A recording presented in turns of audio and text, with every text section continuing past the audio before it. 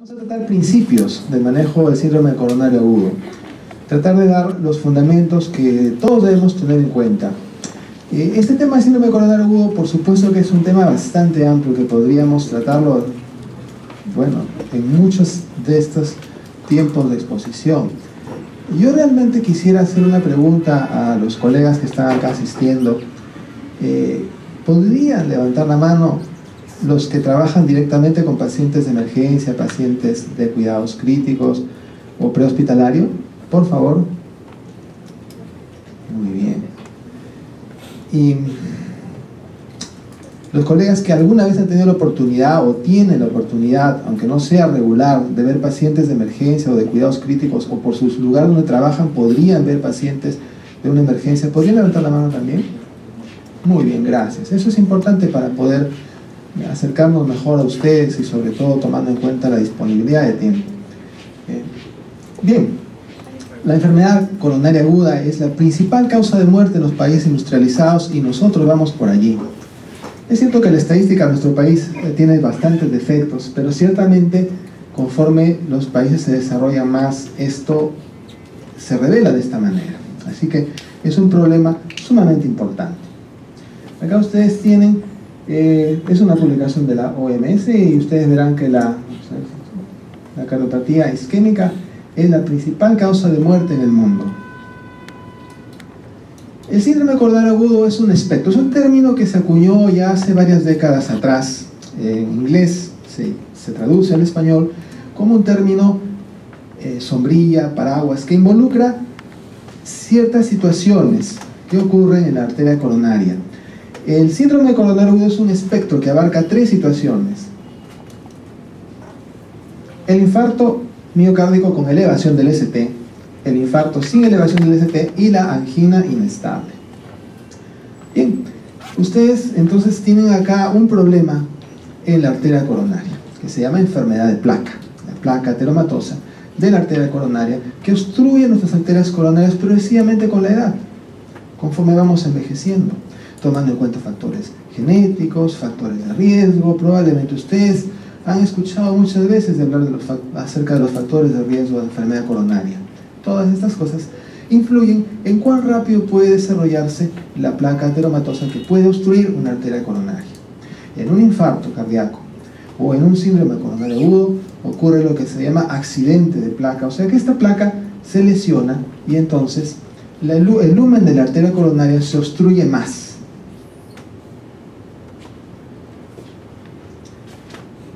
Bueno, cuando el lumen de la arteria coronaria se obstruye totalmente, entonces nos produce el infarto miocárdico con elevación del ST. Eso es sumamente importante recordar. Infarto de miocardio con elevación del ST es igual a obstrucción total de la arteria coronaria relacionada o culpable. En cambio, en el infarto sin elevación del ST o la angina inestable, la obstrucción de la arteria coronaria no es total, pero tenemos una placa lesionada, una placa inestable. La amplificación de la lámina no es tan buena, quizás a cierta distancia, pero ustedes ven aquí una serie de flechas que justamente nos interrelacionan estas situaciones. Y acá ustedes tienen amplificada esa parte de la lámina anterior con el esquema clásico de Braunwald, que ustedes lo pueden encontrar en muchísimos lugares, en los libros de texto de Braunwald de cardiología, en libros de emergencia, en guías de atención de síndrome coronario agudo. Es sumamente clásico este esquema y bastante fácil y didáctico también para recordar. Cuando tenemos una enfermedad coronaria aguda manifestada por dolor isquémico, típicamente esta puede producirse con elevación del ST en el electrocardiograma o sin elevación, sin elevación del ST en el electrocardiograma o con elevación del ST en el electrocardiograma. Cuando hay elevación del ST, recuerden ustedes, eso corresponde a una obstrucción total de la arteria coronaria. Y generalmente esto va a terminar en lo que conocemos como infarto no Q, infarto Q, como se muestra acá, generalmente. En algunos casos esto no sería así. En cambio, cuando tenemos un dolor isquémico y el electrocardiograma se muestra sin elevación del ST, esto quiere decir que podemos encontrar en el electrocardiograma cambios de tipo isquémico depresión del ST, inversión de las ondas T, o en algunos casos no habrá cambios. En esa situación, sin elevación del ST, la correspondencia con la situación es hacia una angina inestable o hacia un infarto sin elevación del ST. ¿Qué nos va a diferenciar una angina inestable de un infarto sin elevación del ST? Los biomarcadores, las troponinas, que a propósito son los únicos biomarcadores que deberíamos usar actualmente en la mayoría de casos.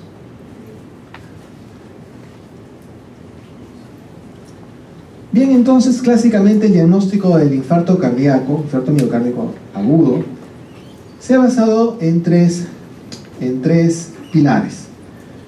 En la clínica, el dolor torácico, en el electrocardiograma y en las enzimas cardíacas, los biomarcadores. Bien, el proceso de la atención que se debe realizar a un paciente que probablemente tenga una enfermedad coronaria aguda comienza desde el triaje del paciente. El triaje del paciente no necesariamente se está refiriendo a un triaje dentro del hospital, puede ser un triaje prehospitalario incluso. Es necesario disponer de un sistema elaborado para poder tener una máxima eficiencia en la atención del infarto miocárdico. Esto significa que tenemos que crear un sistema en nuestro centro de atención, en el hospital, en una población, en la ciudad, para poder atender con eficiencia a los pacientes que presentan una enfermedad coronaria aguda. Recordemos sobre todo que el tiempo corre, tenemos que correr, sobre todo cuando se trata de un infarto con elevación del ST. Recuerden, infarto con elevación del ST es igual a obstrucción total de la arteria coronaria relacionada con el infarto, la arteria coronaria culpable. Esa obstrucción es total, tenemos que correr. En un síndrome coronario agudo tenemos que correr hacia el diagnóstico y definir el problema, porque lo que queremos es justamente minimizar el tiempo para poder tratar a los pacientes que tienen obstrucción total de la arteria coronaria aguda, síndrome coronario agudo con elevación del ST. En los otros pacientes vamos a estratificar el riesgo. Entonces, en aquellos que no tienen elevación del ST, lo que tenemos que hacer es estratificar el riesgo. Y según la estratificación del riesgo, bajo, mediano, alto, vamos a decidir qué hacer con esos pacientes, o sea, con los que no tienen ST elevado, ¿verdad? Eso le menciono para poder ir presentando los puntos importantes, los conceptos importantes que tenemos que tener en cuenta. Bien, esto está en inglés. Es un esquema de cómo trabajar con los pacientes que tienen un diagnóstico de síndrome coronario agudo posible. Acá está traducido. Vean ustedes entonces que arriba tenemos el dolor torácico y hacia acá tenemos el ingreso. Eso no necesariamente, les digo, es dentro del hospital, podría ser también parte del manejo prehospitalario. ¿Qué tanto se puede manejar en el prehospitalario y qué tanto se puede manejar en el hospital? Eso también depende del sistema que elaboremos. La atención en el prehospitalario puede ser bastante compleja incluso. Sin embargo, también es mucho más complejo establecer una atención prehospitalaria en síndrome coronario agudo. Y como les dije, esto es algo que se tiene que elaborar. O sea, cada sistema de atención de salud debe elaborar un protocolo para la atención del síndrome coronario agudo. Bien, pero vamos aligerando esto. Tenemos entonces al ingreso el dolor torácico y el paciente es calificado como un posible síndrome coronario agudo. Acá ustedes ven entonces que esto es la etapa de orientación diagnóstica. Entonces estamos orientando hacia el síndrome coronario agudo. Bueno, esto entonces nos lleva al siguiente paso, que es registrar el electrocardiograma. Registrar el electrocardiograma es fundamental. Es la herramienta que debemos disponer siempre. Los electrocardiógrafos afortunadamente han bajado de precio, ahora son muy portátiles, hay multitud de tipos de electrocardiógrafos, incluso aquellos que pueden realizar una interpretación computarizada del electrocardiograma también, la cual puede ser útil cuando el personal médico o paramédico no está entrenado para una interpretación electrocardiográfica totalmente. Entonces, el electrocardiograma es una herramienta sumamente útil. Este electrocardiograma es el que nos va a definir si el síndrome coronario agudo corresponde a aquel en el cual tenemos elevación del ST o aquel en el cual no hay elevación del ST. ¿Ya? Cuando el síndrome coronario agudo se muestra en el electrocardiograma con una elevación persistente del ST en 2 o más derivaciones contiguas electrocardiográficas, entonces el diagnóstico es de infarto agudo con elevación del ST. Recuerden, obstrucción total de la arteria coronaria. En cambio, cuando en el electrocardiograma encontramos anormalidades, sobre todo del segmento ST, de la onda T, o incluso el electrocardiograma puede estar indeterminado, entonces el diagnóstico es un síndrome coronario agudo sin elevación del ST, y eso puede corresponder a una angina inestable o a un infarto sin elevación del ST. La diferenciación se va a hacer en base a los biomarcadores. Fíjense entonces que para el IMA-ST elevado no estamos considerando los biomarcadores. Estos biomarcadores han sufrido bastante avance en los últimos años, bastante avance. Hay incluso kits que se pueden utilizar en las emergencias, en las salas de trauma shock, pero son una herramienta que toma un tiempo en darnos un resultado de alta confiabilidad. Tenemos ahora troponinas de ultra sensibilidad o muy alta sensibilidad que han acortado el tiempo en que se puede obtener troponinas positivas en un síndrome coronario agudo. Son muy útiles, ciertamente, pero la gran utilidad que se le está dando ahora a las troponinas de ultra alta sensibilidad es sobre todo para poder dar de alta a los pacientes en los cuales sospechamos que hay un síndrome coronario agudo. El diagnóstico del síndrome coronario agudo con elevación del ST está basado fundamentalmente en la clínica y el electrocardiograma, que es el que nos delata justamente la característica de esta situación, elevación del ST. En cambio, en las otras situaciones, recuerden ustedes, infarto o síndrome coronario agudo sin elevación del ST, la diferenciación entre infarto y angina inestable se hace en base a las enzimas cardíacas, biomarcadores, las troponinas.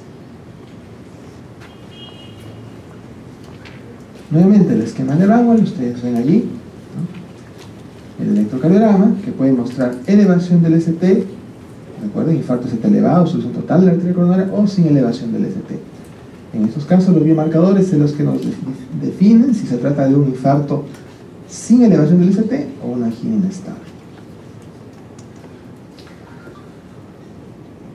El dolor, ustedes conocen las características del dolor: opresivo y persistente, un disconfort que delata al paciente que presenta un síndrome coronario agudo.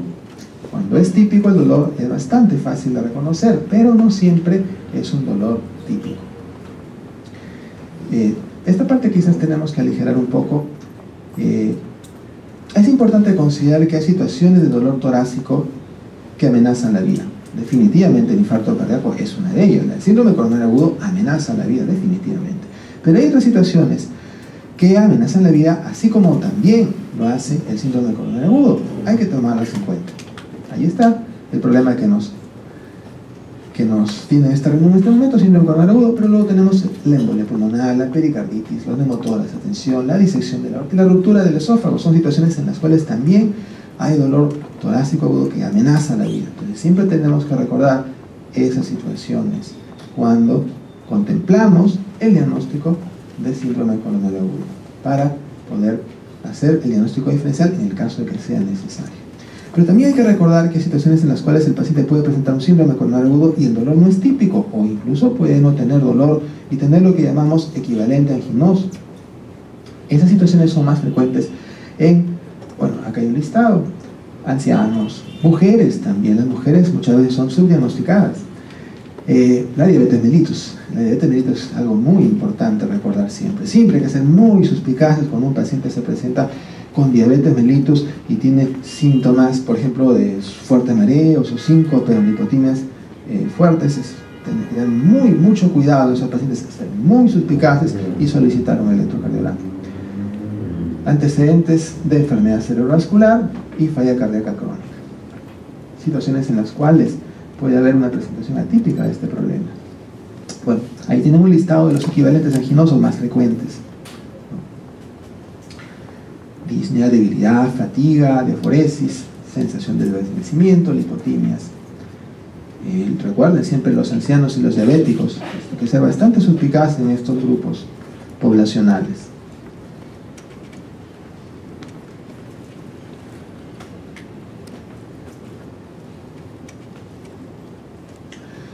Entonces, el porcentaje de pacientes que pueden presentarse atípicamente es considerable. Ustedes tienen ahí un porcentaje de 7% en ciertos casos de atipicidad de presentación. Así que eso es lo que hay que tomarlo en cuenta siempre. Hay que recordar que en estos casos hay que ser bastante suspicaz siempre.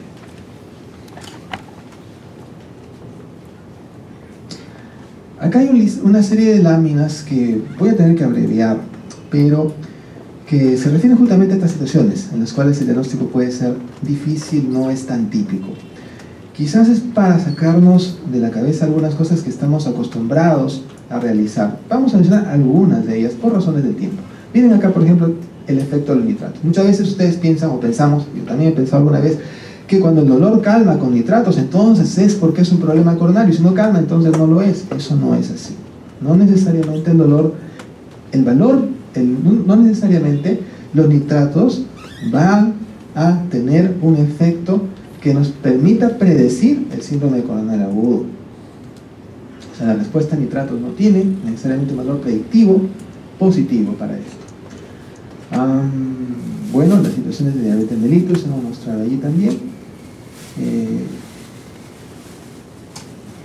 Ya.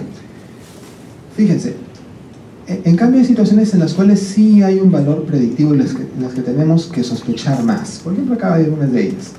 La diabetes que mencionamos y la historia familiar de infarto prematuro en varones. Siempre cuando hay estos antecedentes, tanto diabetes como infarto prematuro en varones en la familia, hay que ser más suspicaces. Es un ejemplo de cómo tenemos que adecuarnos al paciente cuando evaluamos la posibilidad de síndrome coronario agudo. Uso de cocaína, anfetaminas, uso de esteroides, lupus, son también situaciones en las cuales tenemos que estar alertas también a esta posibilidad.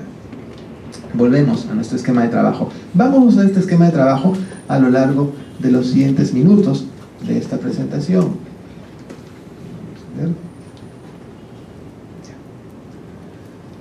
Entonces recuerden ustedes que estábamos en el electrocardiograma, que nos permitía diferenciar las situaciones de síndrome coronario agudo.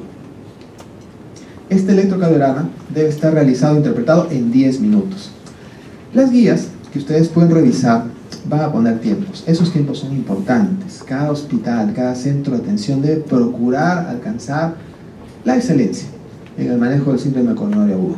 Y fíjense ustedes que las emergencias de ahora están a cargo de médicos especializados en emergencias, medicina de emergencias y desastres. Y si no, hay muchas veces médicos de medicina interna o médicos de medicina general que ya tienen cierta experiencia en la atención de pacientes.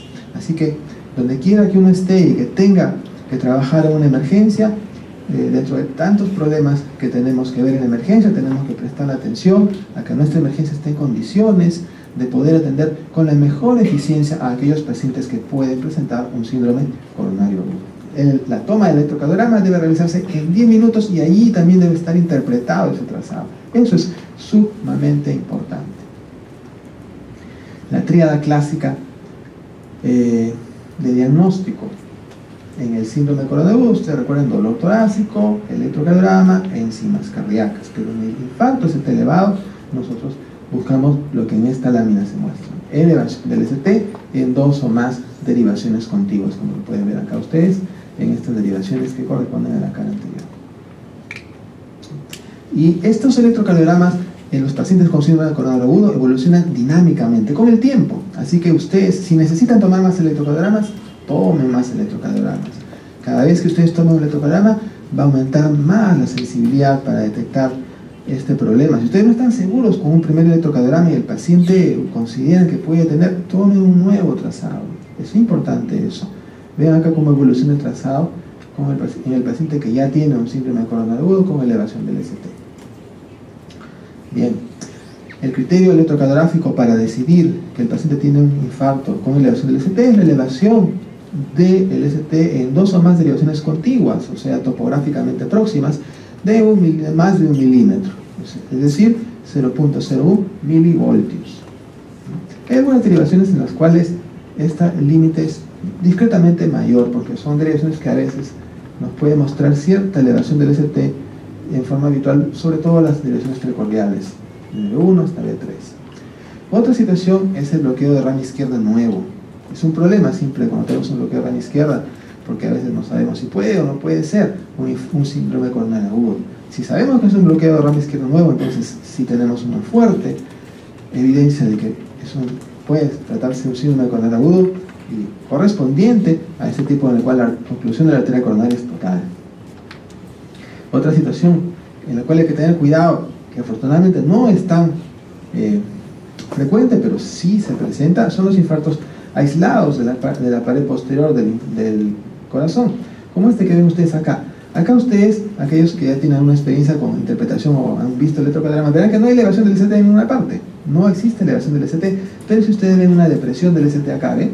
En B2, en B3, en B4, en B5, el ST está hacia abajo. Entonces, usted dirá, no, usted nos ha dicho que se trata entonces de un infarto sin elevación del ST.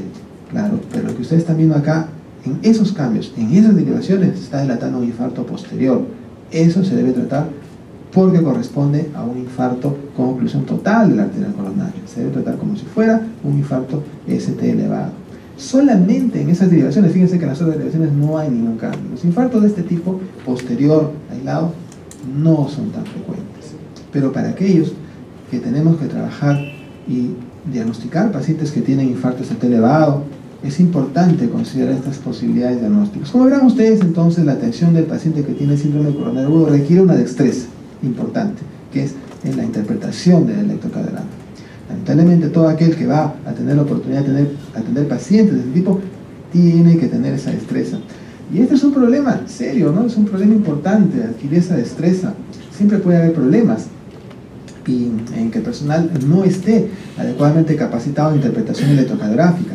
Afortunadamente, la tecnología moderna nos permite ayudar en este aspecto. Ya desde el año 2010, las guías de reanimación cardiopulmonar, publicadas por la Asociación Americana del Corazón y otras sociedades que se adscriben a los consensos internacionales, nos muestran que la interpretación electrocardiográfica puede ser ayudada cuando la persona no está capacitada.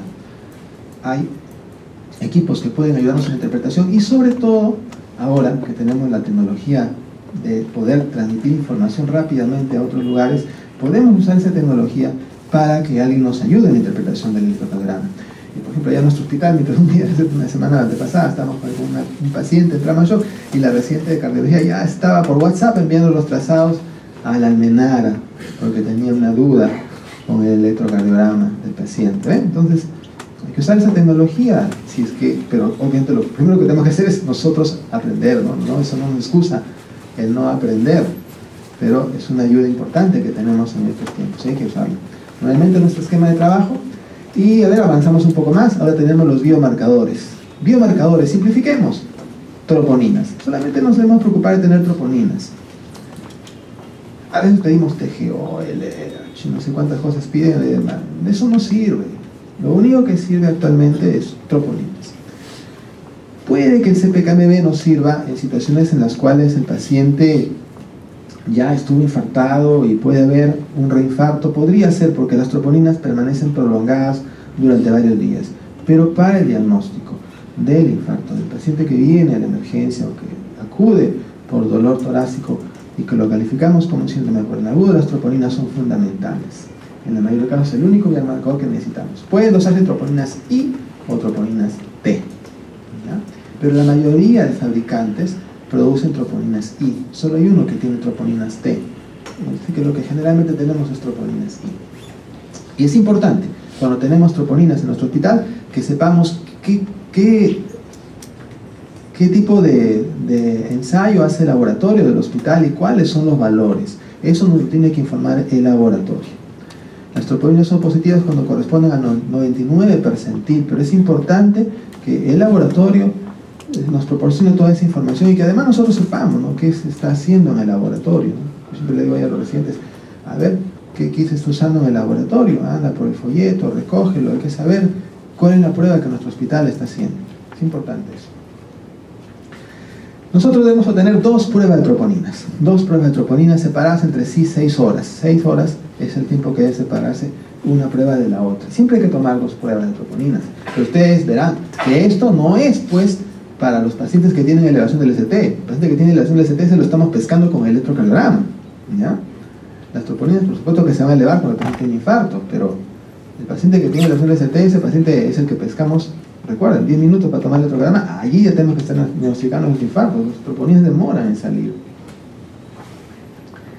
Las troponinas de ultra alta sensibilidad de cuarta generación son muy buenas, son mucho más sensibles que las anteriores, pero también son menos específicas. Entonces, esas troponinas que son de mucha sensibilidad se elevan más precozmente. Y la utilidad que se les está dando, sobre todo a estas troponinas, actualmente hay estudios en los cuales permiten utilizar estas troponinas de ultra alta sensibilidad para descartar los casos de pacientes que vienen con dolor torácico en la emergencia, y cuando tenemos troponinas de ultra alta sensibilidad que están normales, o sea, bajas, y además el paciente tiene un bajo riesgo de coronario según los scores que más adelante podemos mostrar, entonces ese paciente tiene una probabilidad de 1% de tener una enfermedad coronaria aguda y puede ser dado de alta con más confianza del hospital. Bueno, entonces acá ustedes tienen una lámina donde ustedes muestran que las troponinas son muy importantes en el paciente que tiene infarto miocárdico agudo, pero también se elevan en otras situaciones. Las troponinas independientemente son marcadores de mayor riesgo y mortalidad en el paciente, sea cualquiera que fuera la causa en las cuales las troponinas se encuentran elevadas. Bueno, eso es lo que les mencioné sobre las troponinas de alta sensibilidad para poder, junto con la certificación de riesgo bajo, poder permitir dar de alta a los pacientes que se presentan de esa manera, troponinas de alta sensibilidad, bajas y bajo riesgo de score de riesgo de enfermedad coronaria aguda. Entonces sus pacientes pueden ser dados de alta con más tranquilidad, y esta es una recomendación del 2015 en las guías de reanimación cardiopulmonar publicadas por la Asociación Americana del Corazón. Avanzamos un poquito más. Nuevamente tenemos acá el panel y vamos ya a la medicación del síndrome coronario agudo. La medicación del síndrome coronario agudo: oxígeno. ¿Ustedes usan oxígeno? No, el oxígeno solo se debe utilizar en ciertas situaciones. Cuando la oximetría del pulso nos revela que la saturación pulso oximétrica es menor del 94%, entonces podemos administrar oxígeno. También podríamos administrar oxígeno en situaciones de disnea evidente, falla cardíaca, shock. También podemos administrar oxígeno. La hiperoxia no es buena. La hiperoxia ocasiona una reducción del flujo coronario, por lo tanto no debemos administrar oxígeno si la saturación pulso oximétrica es mayor del 94%. La aspirina, sí, claro que le damos aspirina, 120 a 320 miligramos masticada. Hay que darle al paciente que la mastique. La aspirina disminuye la mortalidad a los 30 días. Abajo ustedes tienen el número necesario para tratar. Cuando se trata de 19 personas con aspirina, con síndrome coronario agudo, una salva la vida en un mes. Así que es muy importante la aspirina masticada, 120 a 320 miligramos, que lo mastique el paciente. Nitratos y nitroglicerina nunca han demostrado una reducción en la mortalidad. Y tampoco, recuerden, sirve para diagnóstico. El nitrato puede calmar el dolor. Se puede utilizar en falla cardíaca cuando la presión está alta. Y se puede usar después de trombolisis que no ha habido retrofusión. Tenemos que tenerlo. Nos va a ayudar, pero es una medicación que tiene ciertas limitaciones, no ha demostrado efectividad en la reducción de mortalidad, así que con todo eso nosotros tenemos esa herramienta para utilizarla también en el manejo de los pacientes. Morfina. Habitualmente lo usamos para calmar el dolor, ciertamente lo más recomendado para calmar el dolor en el paciente con infarto miocárdico agudo, en el paciente con síndrome coronario agudo. Pero hay que recordar que la morfina es un fármaco que también amortigua la respuesta simpática, y eso es importante también en el paciente con síndrome coronario agudo que tiene un incremento de catecolaminas circulantes. Pero también tiene ciertos riesgos. La morfina puede aumentar la mortalidad en ciertas situaciones de síndrome coronario agudo, como el infarto sin elevación del ST, sobre todo cuando lo usamos en dosis altas. Así que de todas maneras tenemos que tener cuidado cuando usamos morfina. Es muy buen fármaco para calmar el dolor en un síndrome coronario agudo, en un infarto con elevación del ST, pero hay que tener siempre ciertas consideraciones con respecto a la morfina. Total, 2 minutos. Vamos a tratar de aligerar aún más esto. El clopidogrel también lo usamos, es un antiagregante, se usa bastante también. También reduce la muerte cardiovascular. Los anticoagulantes, definitivamente hay que usarlos. Los anticoagulantes evitan la retrombosis. Es muy importante usarlos. Tenemos la heparina de bajo peso molecular y tenemos la heparina no fraccionada. Ambos podemos usar, pero actualmente la heparina de bajo peso molecular es lo que más estamos usando, ¿no? La no fraccionada, algunos hemodinamistas la prefieren siempre cuando va a entrar el paciente a cateterismo, mejor no fraccionada porque es mucho más fácil de regular que la otra. Sin embargo, la heparina de bajo peso molecular se ha hecho bastante presente en las emergencias, en los lugares donde manejan pacientes con enfermedad coronaria aguda, la usamos mucho actualmente. Y luego vamos a ver unos minutos acerca de la reperfusión. La reperfusión es importantísima. Nosotros vamos a tratar el infarto agudo con elevación del CT. Recuerden, aquel que tiene obstrucción total de la arteria coronaria con reperfusión. O sea, tenemos que reperfundir esa arteria coronaria. ¿Qué estrategias tenemos para eso? Tenemos fármacos, que son los trombolíticos, los líticos, y tenemos el cateterismo cardíaco, la angioplastía con colocación de un stent, o sea, la intervención percutánea. Siempre, aquí viene un gran problema, ¿no? Si es que vamos a tener que resumir un par de cosas que ustedes pueden recordar. Si ustedes están en un lugar donde hay acceso a cateterismo, intervención percutánea, ese es el tratamiento que tiene que elegirse para reperfundir al paciente que tiene infarto cardíaco con elevación del ST. Eso es lo que se debe preferir, siempre que tengamos acceso. Ese acceso tiene que estar disponible en un tiempo de 90 minutos, que es el tiempo que llamamos puerta-balón.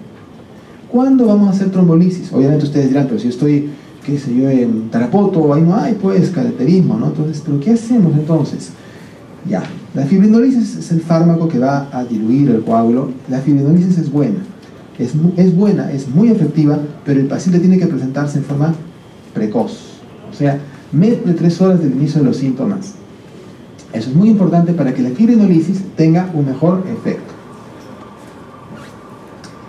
La fibrinolisis conlleva un pequeño riesgo de sangrado. Ese pequeño riesgo de sangrado obviamente está en relación a la edad, al peso y a la presión arterial.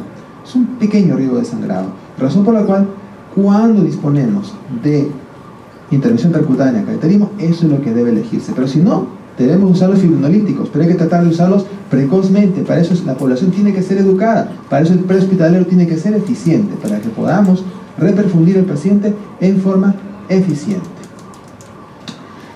Muy bien, entonces eso es sumamente importante, la reperfusión del paciente que tiene un infarto con elevación del ST. Bien, vamos a pasar esto por alto y terminar, porque tenemos de todas maneras que completar los conceptos básicos de esta presentación. ¿Qué hacemos con aquellos pacientes que no tienen elevación del ST en el electrocardiograma? Los pacientes que no tienen con elevación del ST en el electrocardiograma, o sea, aquellos que son un síndrome coronario agudo sin elevación del ST, con esos pacientes lo que tenemos que hacer es estratificar el riesgo, ¿ya? Estratificar el riesgo. ¿Cómo estratificamos el riesgo? Con un score. Acá tienen ustedes un score, es el score de TIMI. Ustedes lo deben tener pegado en su emergencia, porque a veces uno puede recordar todas las cosas en la cabeza, entonces uno lo pega en la emergencia y entonces uno lo puede usar para obtener un puntaje. Acá tienen ustedes otro score. Si ustedes tienen acceso a internet, tienen ustedes el score Grace. Se calcula, algunas calculadoras lo pueden tener también en su tablet o en su iPhone, porque hay aplicaciones que pueden calcular el score Grace, ¿ya? Y esos scores nos dan un puntaje, ¿ven? Nos van a dar un puntaje. Ese puntaje nos va a permitir estratificar al paciente en bajo riesgo, intermedio riesgo o alto riesgo. Y según eso decidimos qué hacer con el paciente. Es muy fácil, pero tenemos que tener una valoración de riesgo. O sea, cuando el paciente tiene un SICA, o sea, un síndrome coronario agudo sin elevación del ST, estratifiquen al paciente usando un score. Tengan ustedes ahí su score de TIMI pegado, saquen el puntaje, obtengan el puntaje y ahí está en la tabla y ustedes van a poder calificar al paciente en bajo riesgo, riesgo intermedio o riesgo alto. Y según eso, uno procede, ¿ya? Si el paciente tiene riesgo alto, entonces tenemos que hacer una estrategia invasiva precoz, rápida. Tenemos que transferir a ese paciente porque requiere una intervención percutánea. ¿Ven? Si el paciente tiene un riesgo bajo, vamos a irnos al otro extremo. Si el paciente tiene un riesgo bajo, entonces no es necesario, urgente, no es necesaria la intervención percutánea. Con ese paciente lo que hay que hacer es estudiarlo más, hay que completar los estudios, y eso puede llegar incluso en situaciones hasta una intervención percutánea, pero no es de emergencia, no es urgente. ¿Ven? Así se estratifica el riesgo, eso es importante, ¿ya? Y cuando el riesgo es intermedio, entonces tenemos que dar terapia y decidir también el momento oportuno para poder realizar una intervención percutánea. Entonces, la estratificación de riesgo nos permite decidir qué cosa, ¿no? Cuán rápido puede o no requerir el paciente ser transferido a un lugar donde se le pueda hacer una intervención percutánea. Eso es muy importante. Y además la terapia también que vamos a aplicar al paciente. ¿Ven? La terapia es la que hemos mencionado, la terapia en el síndrome coronarial agudo sin elevación del ST. Recuerden ustedes que en el infarto o angina inestable, la placa coronaria no obstruye, ha tenido un accidente, pero no obstruye totalmente el lumen de la arteria coronaria. Entonces, nosotros usamos todos los fármacos que hemos mencionado, administramos anticoagulantes para evitar que se vaya a obstruir esa arteria coronaria totalmente, y el resto de fármacos. Incluimos beta bloqueadores, podemos incluir en algunos casos también inhibidores SECA. Todo ese tratamiento, todo ese arsenal terapéutico se administra al paciente. El objetivo es tratar de que la placa se estabilice. Después de unos días, esa placa inestable puede estabilizarse, y entonces el riesgo de que se obstruya el lumen de la arteria coronaria disminuye. Muy bien, creo que con esto tenemos ya que terminar en razón al tiempo que se nos ajusta un poco, pero lo importante que ustedes vean es que necesitamos tener un sistema de atención donde ustedes trabajen para poder tener eficiencia en el tratamiento de estos pacientes. Definitivamente el síndrome coronarial agudo es algo que puede ser letal, así que tenemos que estar alertas por el diagnóstico y ser eficientes en nuestro actuar. Este problema del síndrome coronarial agudo es que tenemos que correr, recuerden, porque estamos a la casa del síndrome coronarial agudo con elevación del ST, ¿verdad? Porque hay una frase que se acuñó hace varias décadas ya: tiempo es músculo, ¿no? Tiempo es músculo cardíaco. O sea, mientras más tiempo demoramos en realizar la reperfusión, más daño de músculo cardíaco, más mortalidad, peor pronóstico para el paciente. Así que tenemos que acelerar el diagnóstico, es sumamente importante eso, ¿ven? Entonces, nosotros tenemos que actuar con rapidez, es importante eso. Yo les contaba el caso de un paciente que hace unos días llegó al hospital, por ejemplo, comentaba con el doctor ahora, por lo que me recuerdo más próximo, ¿no? Hace pocos días, y un interno de medicina lo evaluó y en la historia puso estos diagnósticos, fíjense ustedes. Puso descartar síndrome coronario agudo, descartar síndrome coronario agudo, y abajo puso angina inestable, y abajo le puso arritmia cardíaca, ¿no? Eso es lo que puso el interno de medicina allí, me parece que el presidente lo refrendó. Entonces, bueno, conversando yo con el interno después por un problema puntual que hubo allí, simplemente le dije al interno: al tú poner ese diagnóstico de descartar síndrome coronario agudo, ya te pusiste la soga al cuello, porque ustedes han visto el esquema que les mostré aquí de trabajo, ¿verdad? Vamos a ver si lo encuentro, pero ese esquema de trabajo, cuando yo tengo ese diagnóstico inicial, ahí está, ¿no? Esa orientación diagnóstica inicial, síndrome coronario agudo, yo le digo al interno: ya estás con la soga al cuello. ¿Por qué? Porque en 10 minutos has debido tener un electrocardiograma interpretado, y eso no fue así en ese caso de ese paciente. Entonces es algo grave, ¿no? Porque si uno busca eficiencia en la atención del paciente, que uno parte de ese diagnóstico postulado por el que lo ha evaluado, es importantísimo tener eso, ¿no? Entonces él había puesto ahí síndrome coronario agudo y abajo le había puesto angina inestable. Entonces ahí había un problema, porque para poder hacer ese diagnóstico de angina inestable, primero tenemos que tener el electrocardiograma, ¿no? Y con el electrocardiograma vamos a definir esto, ¿no? Si existe elevación del ST o si hay otras anormalidades del ST, o el electrocardiograma muestra características de normalidad o indeterminadas. Entonces recién entonces podremos definir qué tipo de síndrome coronario agudo es. Así que vea otro problema, ven, en esa historia. El último diagnóstico que le mencioné era de arritmia cardíaca. Bueno, eso no es parte del tema, pero también allí había algo que observar en la historia. Había que definir si era una arritmia de un paciente estable o inestable. Pero si ustedes tienen un síndrome coronario agudo y el paciente tiene una arritmia significativa importante, entonces esa arritmia podría también ser sumamente importante de tratarla en forma rápida. Entonces había problemas ahí, ¿ve? Entonces es importante eso. Cuando nosotros tenemos este diagnóstico, tenemos que mejorar nuestra forma de actuar. Bueno, entonces fíjense, en las ciudades como la nuestra tenemos centros en los cuales se realiza intervención percutánea. Hay centros privados y hay centros de parte de instituciones públicas, como por ejemplo yo trabajo en E-Salud. Entonces nosotros tenemos, por ejemplo, el INCOR, ¿no?, que queda ahí a espaldas del Hospital Rebagliati, y tenemos también el Hospital Guillermo Almenara. En ambos lugares se puede realizar intervención percutánea, pero solamente INCOR está capacitado para realizar intervención percutánea las 24 horas del día, lo que en inglés se llama 24/7, ¿no? Ahora se usan muchos términos en inglés. Entonces, ese acceso a intervención percutánea solamente lo tenemos en el caso de salud las 24 horas del día allí en INCOR. Entonces, si un paciente llega con elevación del ST, ese es el contacto que tiene con el sistema de atención de salud, puede ser en el prehospitalario. Vamos a ponernos en el escenario prehospitalario. SAMU, por ejemplo. Ustedes saben que el SAMU se creó en este gobierno que está ya llegando al final, ¿no?, al SAMU. Entonces, hace pocas semanas yo hablé con uno de los médicos del SAMU. ¿Por qué? Porque nos trajeron un paciente con infarto ST elevado a la emergencia.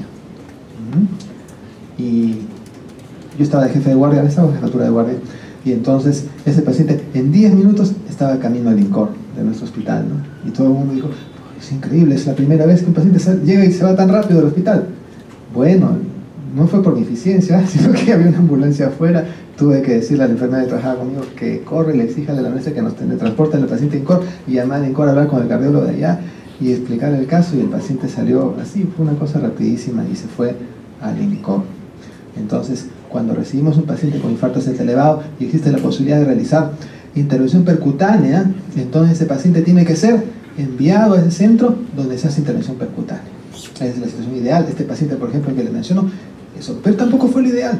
Lo ideal hubiera sido que el prehospitalario lo llevaba al centro que tenía intervención percutánea. ¿Se dan cuenta ustedes de eso? ¿Pero eso qué significa? Significa que el prehospitalario tiene que tener la capacidad de hacer el diagnóstico, o sea que tiene que tener un electrocardiógrafo y personal entrenado para interpretar un electrocardiograma. Pero ¿y si el personal de la ambulancia no está entrenado? ¿Tiene que ser médico? No necesariamente. Las guías nos sugieren que si no es médico puede ser un personal enfermero o paramédico que esté entrenado en interpretación electrocardiográfica. Opciones para ayudar en la interpretación del prehospitalario es la transmisión, como les mencioné, del trazado a un centro. En este caso podría ser el mismo centro que va a recibir al paciente para que observen el electrocardiograma allí y decidan la recepción del paciente allí. En este caso, lo ideal hubiera sido que SAMU, teniendo un paciente con dolor torácico agudo, bueno, la verdad yo no sé si tenían un electrocardiograma, eso nadie me lo aclaró, porque yo llamé a la central de SAMU y ellos me respondieron que, o me contestó un médico que no sabía exactamente, me dijo que algunas unidades no tenían electrocardiograma, pero yo creo que el paciente, no recuerdo bien, ya llegó con un trazado de electrocardiograma a la emergencia.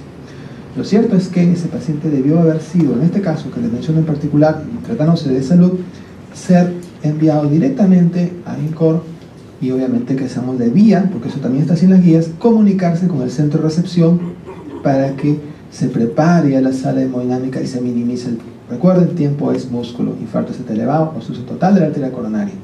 En cambio, ese paciente llegó a nuestro hospital y eso obviamente ocasionó una pérdida de tiempo. A pesar de que fue enviado rápidamente a nuestro hospital, de todas maneras ya eso siempre es tiempo que se va perdiendo. Hay que sumarlo al tiempo en que el paciente inició el dolor torácico. En este caso, este paciente tenía poco tiempo, relativamente poco tiempo. Muchas veces los pacientes llegan tardíamente a la emergencia después de varias horas de dolor torácico. Eso también significa que hay una falta de educación de la población. También tenemos que educar a la población para que cuando tengan molestias de este tipo acudan, busquen ayuda médica. Entonces, como ustedes ven, Eso es lo que hay que hacer con el paciente cuando tenemos el acceso a un centro donde hay intervención percutánea, ¿ya? Ahora, ¿qué pasa cuando no tenemos este acceso? Por ejemplo, les mencionaba el caso de una ciudad, por ejemplo, Tarapoto, ¿no? Ellos no tienen allá un hospital donde hagan intervención percutánea.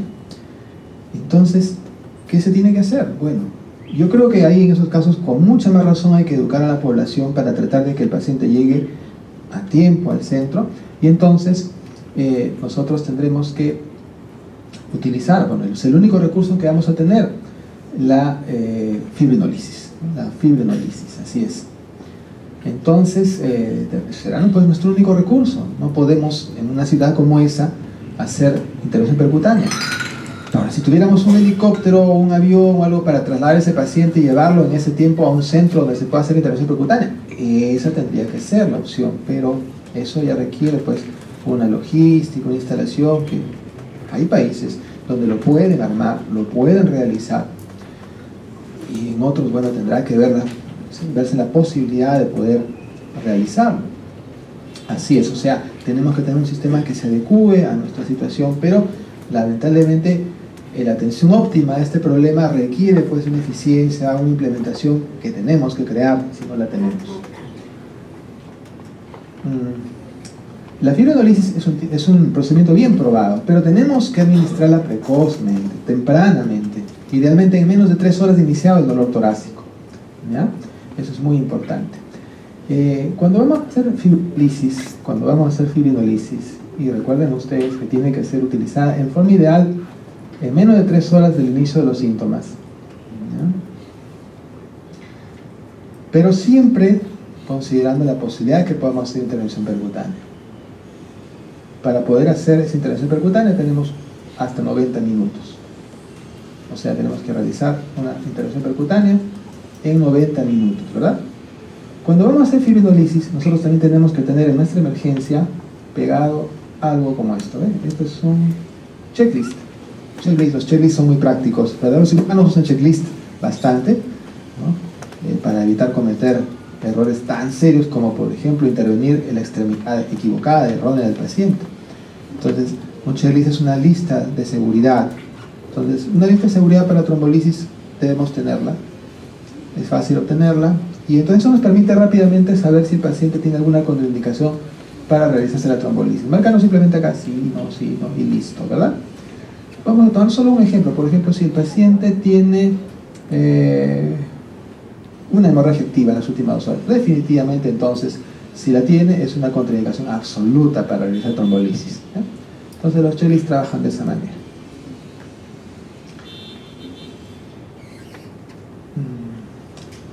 Luego de eso tenemos que tener el fármaco trombolítico.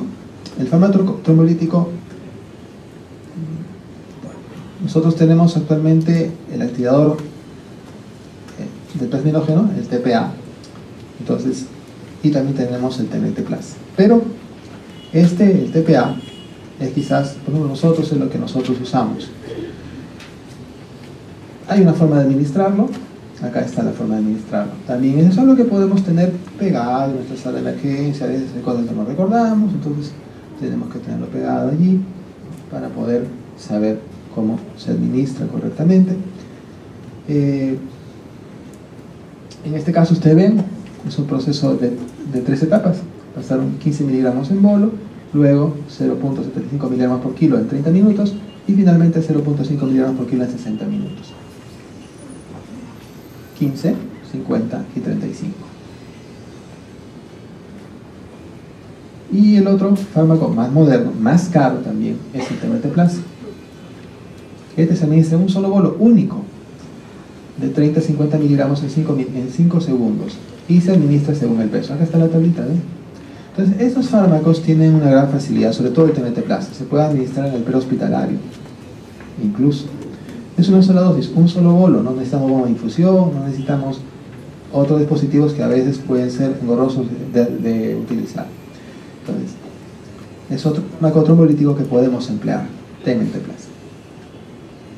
Miren, la trombolisis prehospitalaria se puede realizar, pero la verdad, es difícil de implementar y no en todo lugar se puede hacer. Entonces, hay ciertas ciudades del mundo donde el sistema prehospitalario permite y realiza la trombolisis prehospitalaria cuando no puede el paciente llegar a una sala de hemodinámica para hacerse un cateterismo por algún motivo. Entonces ellos pueden realizar la trombolisis prehospitalaria, pero como les digo, todo esto requiere un sistema bien implementado, protocolos que tienen que ser aplicados adecuadamente y además supervisados, auditados para ver que todo se está realizando de la manera correcta.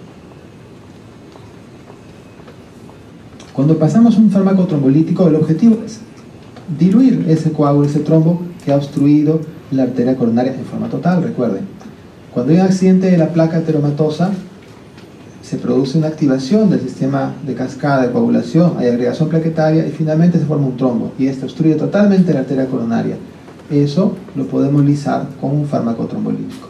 Y entonces nosotros evaluamos la reperfusión con algunos criterios como son la desaparición del dolor, la resolución del segmento ST y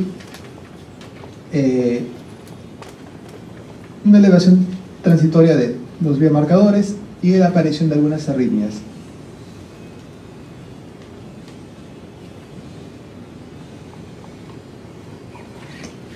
Después de realizar la trombolisis, el paciente, según las guías actuales, debe ser transferido también a un centro donde se pueda realizar intervención percutánea. O sea, el paciente, de todas maneras, hay que pensar en que va a necesitar intervención percutánea. ¿Se dan cuenta? Entonces, todo esto que menciono supone que debemos tener recursos tecnológicos, gastar en transporte. Además, resulta difícil en un país como el nuestro, sobre todo mientras más nos alejamos de la favorecida ciudad de Lima o las favorecidas ciudades de la costa del Perú o algunas capitales de provincias, muy pocas. Entonces, como ven ustedes, es algo que realmente resulta un problema para que se realice con la máxima eficiencia conforme las guías actuales. Entonces requiere un gasto en tecnología y en recursos, definitivamente lo es. Y vamos a ver un poquito más entonces para evaluar el riesgo del paciente que no tiene elevación del ST. Como les decía, el paciente que no tiene elevación del ST, ese paciente lo que tenemos que hacer es evaluar el riesgo.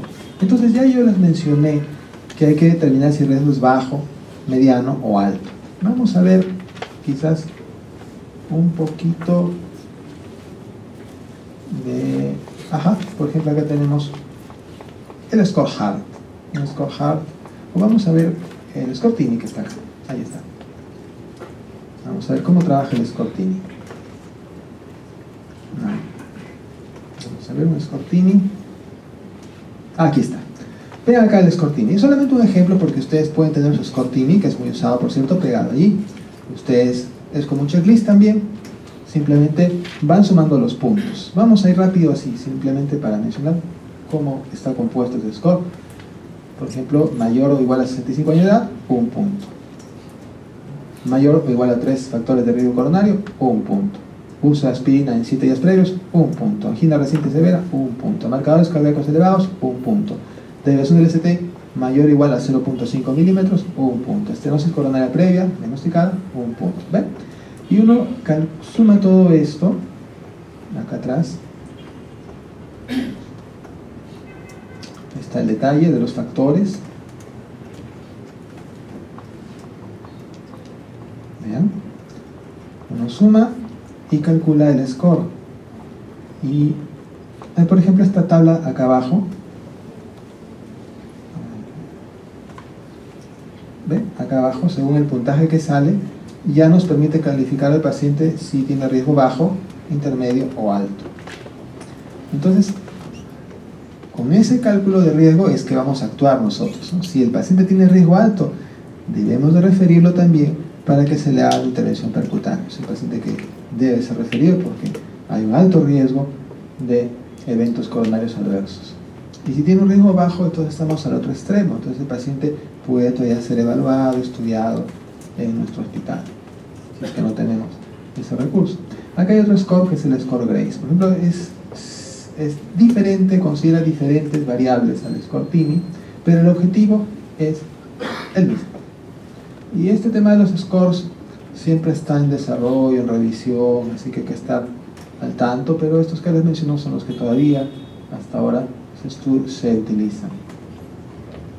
La idea es que cuando nosotros tenemos un paciente con riesgo alto, ¿qué significa con riesgo alto? De que este paciente tiene un alto riesgo de hacer eventos cardíacos mayores, adversos. O sea, que ese paciente que tiene un síndrome coronariano agudo sin elevación del ST puede tener complicaciones coronarias serias, importantes. Entonces, es por eso que tenemos que tener una actitud más precoz con estos pacientes que tienen ya un riesgo alto. Pacientes con un riesgo alto, entonces, son pacientes que están en mayor peligro. Y ahí lo importante es justamente la decisión de si se necesita una estrategia invasiva.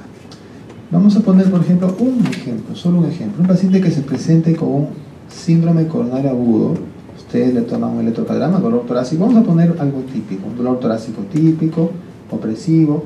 Llega el paciente, ustedes le toman un electrocardiograma y no hay elevación del ST, pero ustedes observan T's negativas, STs con desnivel negativo.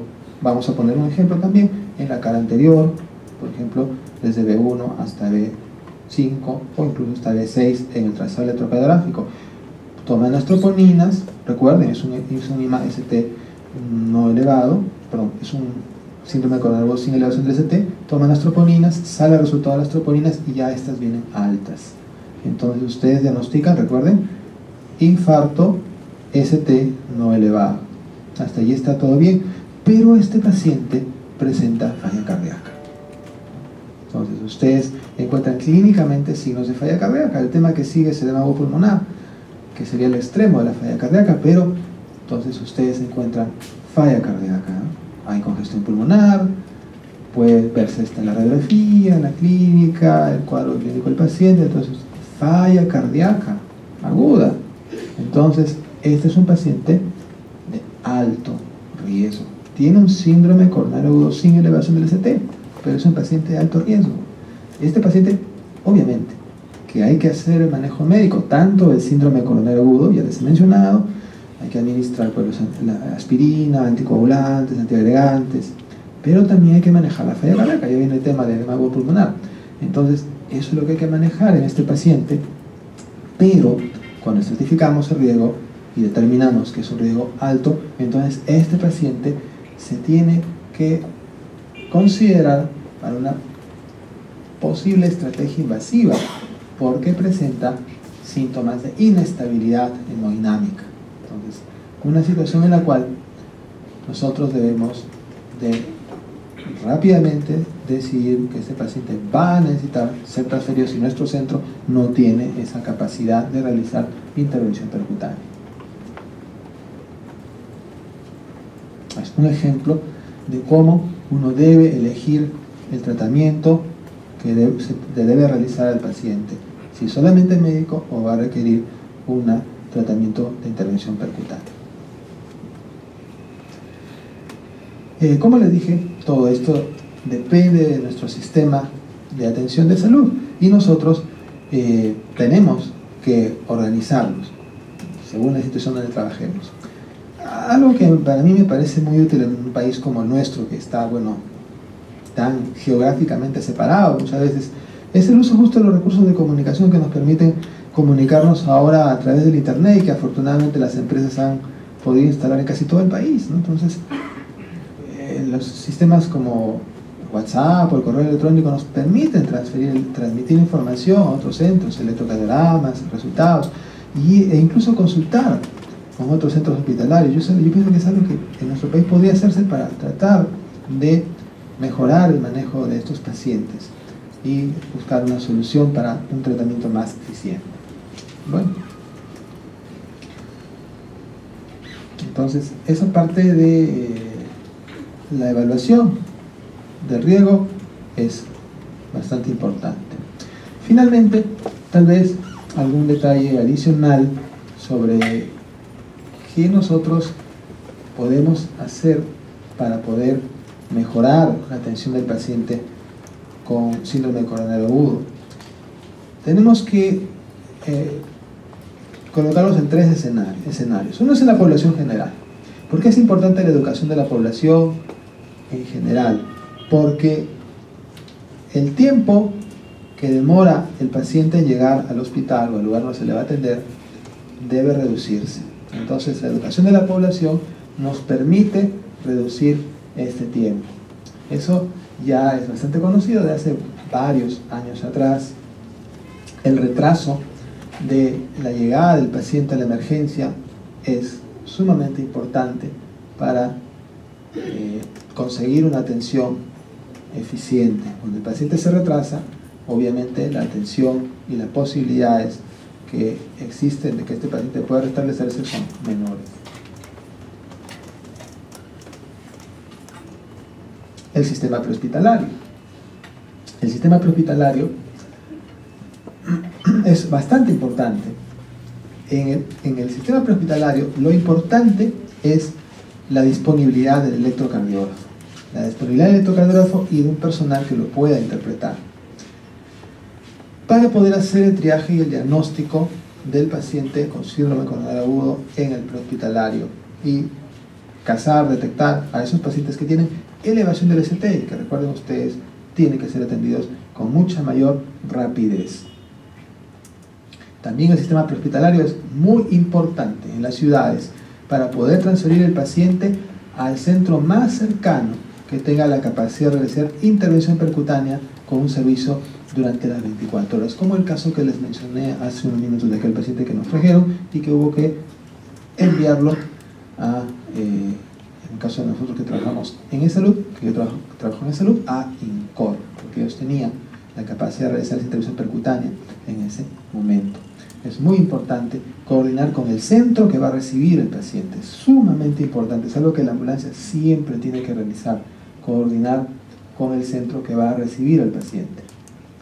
La interpretación la debe realizar un médico entrenado, pero por ejemplo en Estados Unidos son paramédicos los que trabajan en las ambulancias, pero son paramédicos entrenados. Los paramédicos están entrenados, tienen entrenamiento de interpretación electrocardiográfica y además también pueden utilizar recursos para transmitir el electrocardiograma al hospital que recepciona para obtener una interpretación del trazado. Todos esos recursos son válidos para obtener una interpretación del electrocardiograma eficiente. Incluso el uso de sistemas computarizados de interpretación electrocardiográfica, o sea, incluso el uso de electrocardiógrafos interpretativos también puede ayudar en la interpretación del trazado. Obviamente, siempre con la ayuda del personal que esté entrenado. La notificación del hospital que recepciona es muy importante.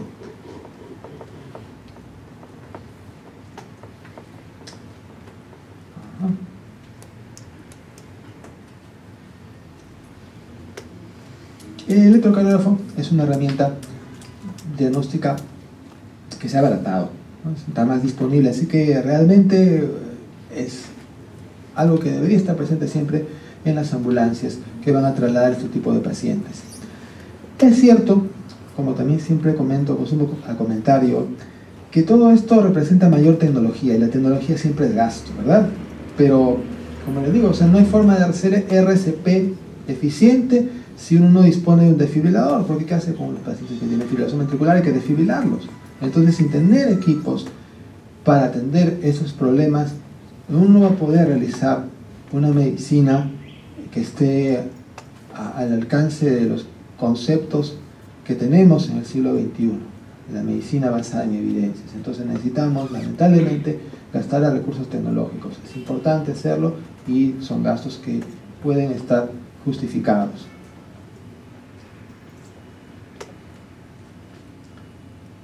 La fibrinolisis en el sistema prehospitalario, como les he mencionado, es algo que no siempre se realiza, es difícil implementar y solamente en algunos lugares lo han podido realizar eficientemente.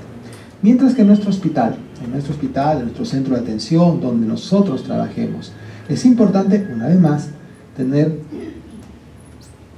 un triaje adecuado de estos pacientes, tomar el electrocardiograma e interpretarlo rápidamente.